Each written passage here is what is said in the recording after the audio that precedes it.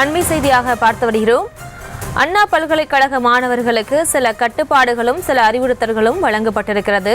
பல்கலைக்கழக செக்யூரிட்டிகள் அடையாள அட்டை கேட்டால் கட்டாயம் காண்பிக்க வேண்டும் உள்ளிட்ட அறிவுறுத்தல்களும் கட்டுப்பாடுகளும் விதிக்கப்பட்டிருக்கிறது. இது தொடர்பான மேல் விவரங்களோடு இணைகிறார் செய்தியாளர் ராஜேஷ். வணக்கம், விவரங்களை வழங்கலாம்.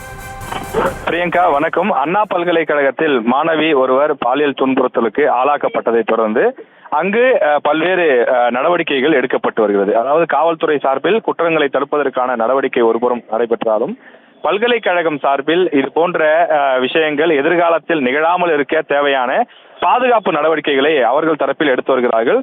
குறிப்பாக அண்ணா பல்கலைக்கழகத்தில் பயிலக்கூடிய அந்த விடுதி மாணவர்களுக்கு கடுமையான கட்டுப்பாடுகளும் சில வழிகாட்டுதல்களும் அவர்களுக்கு அறிவுறுத்தல்களோடு வழங்கப்பட்டிருக்கிறது.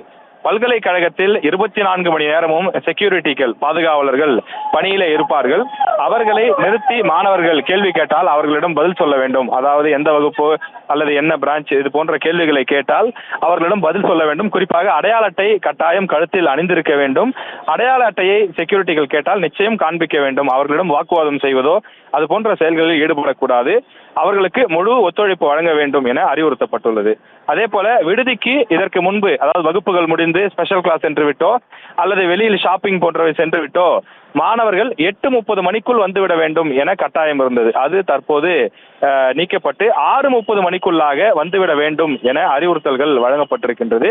எனவே இது ரொம்ப முக்கியத்துவம் வாய்ந்த ஒரு திருத்தமாக பார்க்கப்படுகிறது.